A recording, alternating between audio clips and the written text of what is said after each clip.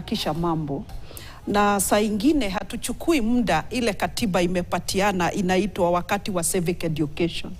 It was very important kwanza Wakenya waweze kujua SHA ama SHIF itakuwa a different agenda na NHIF, National Hospital Insurance Fund. Because mimi ningependa kusema hivi, as a patriot of this country, na kulingana na vile tuko economically, ingekuwa of high level wisdom kama serikali ingeconsider improving NHIF,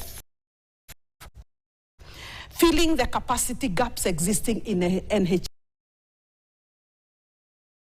on SHIF, and yet civic education has not been done. Wakenya bado hawajaelewa SHIF.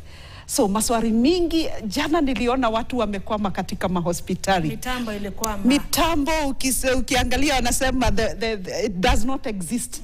So what are we talking about? Tafadhali, for the purposes of efficiency in the public service, ni mzuri such a very important undertaking katika Jamhuri ya Kenya. We test, we try it again and again kabla hatujaipeleka kwa wananchi wa Jamhuri. Niliona wamama wa Kongwe wanajaribu kuangalia, wamama wa Kongwe. Hii ni kitu, I wish we tried even with a single constituency. Tuseme ya kwamba kama imefanya katika Starehe constituency, basi inaweza fanya katika Jamhuri mzima. But no testing was done. So we are questioning about the efficiency of public service delivery. Hii mambo ambayo tunaleta kwa wananchi, itafanya kazi ama itafika katikati, ikwame na ikorapse. So I have not yet registered. Bado nataka do my own analysis kabla sija register. Lakini hiyo sio kuambia Wakenya wasiregister, but still Wakenya lazima tusiwe tunakimbilia mambo, na pia sio Wakenya, serikali yenyewe. It is very very unfortunate ya kwamba jana watu walijipata katika hospitali. Nikasikia jamaa moja ambaye alikuwa anataka kupeleka bibi yake kwa dialysis, lakini hangeweza kulipa 9,500 for a session ya dialysis because they have already collapsed or close to the NHIF. Tungekuwa na something we call swift transition ambayo hakungekuwa na capacity gaps katika transition, ingekuwa tested, hata rais mwenyewe aifanye testing, deputy president waifanye testing, the cabinet waifanye testing wao wenyewe na majina yao na nini kila kitu before releasing it to the public. Otherwise what we saw was a big gap in service delivery. Na tunajiuliza ni nini tunaletea Wakenya? Are they products that has been tested and tried, or are we are just try and error with Kenyans? That is very very very unfortunate, and that's why we position governments into power. So because we always think that governments have the necessary competence to be able to deliver in terms of like such a product, they should know. It should be in the public domain that test a product before releasing it to the public. Don't allow yourself to give the public the product to test. But what we saw yesterday, ni kweli, what we saw yesterday and today, ni kama wananchi wenyewe ndio wanafanya testing. And Yakunga, I'm not wishing it bad, but look, watch the space. 2-3 months down the line. Haya, tutakuwa tu hapa tu. Jicho tutarejelea mjadala. Daktari, umejisajili? Hilo ndilo swali nauliza kila mmoja. Umejisajili? Tulisema na kama taifa tuko tayari kwa huu mfumo ama tumeharakisha kwa hii bima? Shida yetu ni vile dada yangu amesema, kumanage transition. Tuanze pole pole ili tupate kuona kabisa kuna mwanga. Si mara moja kwa mpigo. Hii kitu inaitwa elimu ya jamii. Elimu ya jamii unaniuliza kama nimejiandikisha. Unajiandikisha kama nimeelewa. Kama mimi mwenyewe sijaelewa. Na jambo la kushangaza pia, waziri wetu wa afya jana pia alipopale kwa TV tuliona kama pia haelewi. Sasa nani anaelewa? Na ni vizuri sana tufikiria kama Wakenya. Ni jambo nzuri bila kuwekwa katika mpango ambayo inastahili linakuwa mbaya. Kunawezekana jambo hili nzuri sana, lakini wale viongozi walipewa hili jambo walimanage, wapeane kwa nchi, watupatie. Wameifanya sawa sawa, wanahakisha tunaelewa sawa sawa. Ile kitu yuko hapa ni kufahamisha wananchi, alafu tuamue. Unipatie nafasi ya kuamua. Saa hizi vile tunasema kuna shida ambayo imetokea. Kuna wagonjwa saa hizi wanatakiwa kufanywa hiyo dialysis vile dada yangu amesema. Saa hii hawajui kama watafanywa ama watafanywa.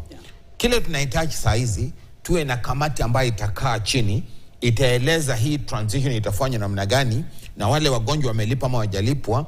Kuna pesa nyingi ambazo sijalipwa pande hii na pande hii. Kwa mfano yale mashirika ya imani, mashirika hospitali za dini ambazo zilikuwa na deni kubwa la NHIF, italipwa ama italipwa? Na kutakuwaje haya mambo yote, itaendaje?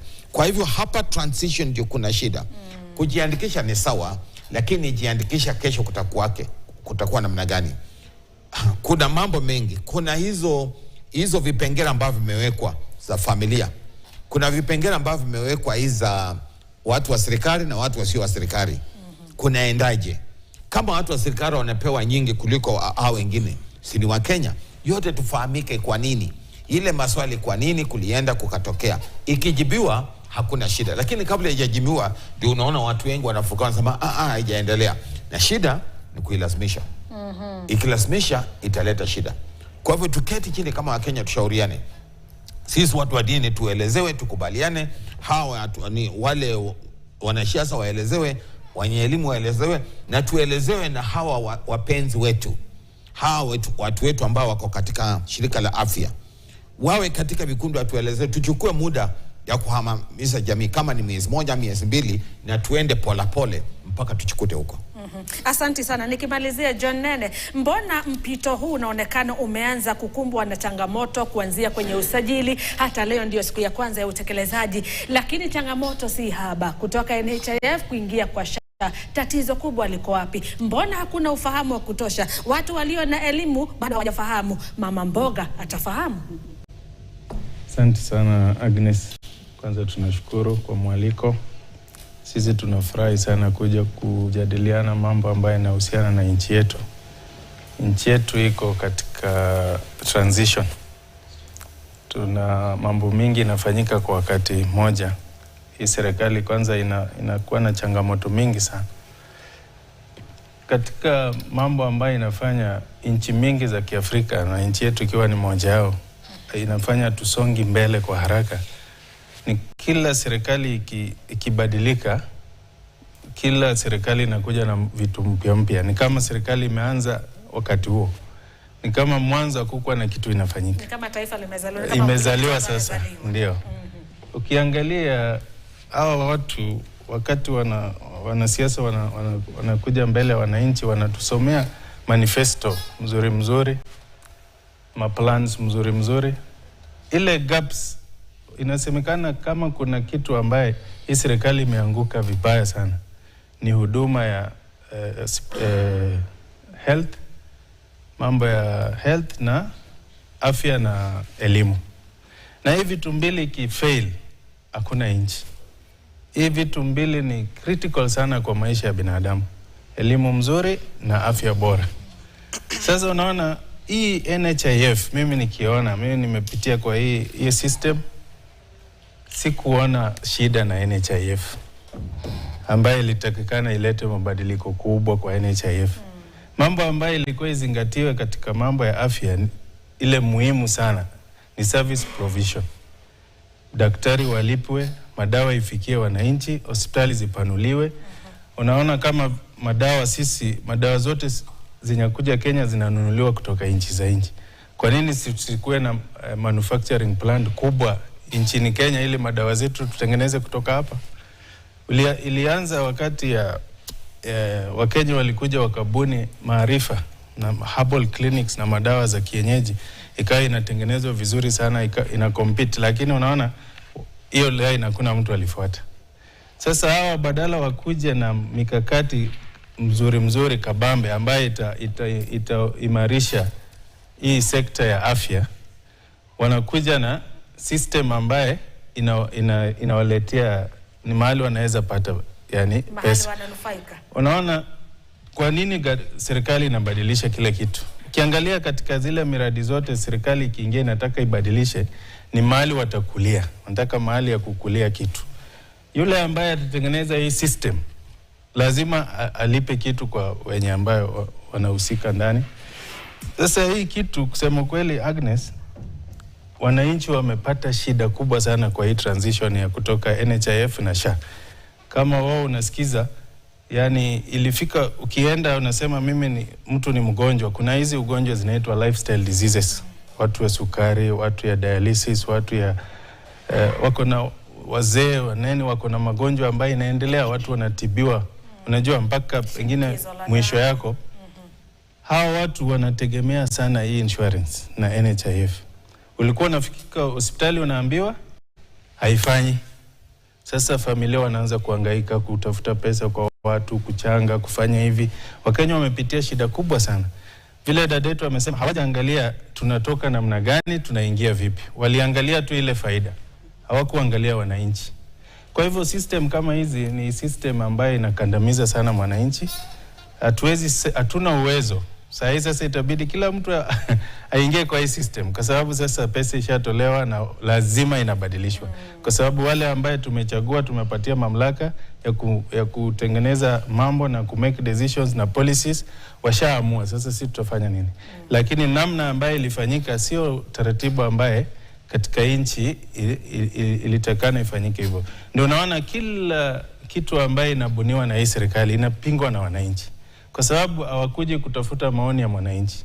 Kitu wanasahau vile ndugu yetu anasema, kiongozi akishaingia pale, nisikia mmoja akisema pale, hawaangalii maslahi ya wananchi, wanaangalia maslahi yao.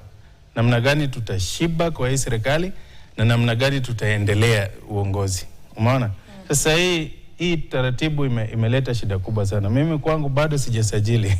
Sijasajili lakini huna budi, lazima. Sina budi, itabidi tumejisajili, lakini taratibu haijafuatwa. Na watu wameumia sana kwa hiyo transition. Na bado watu wanaendelea kuumia. Haya, tuendelee kujikaza, tujisajili. Mtazamaji, kufikia hapo nachukua pumziko fupi mno.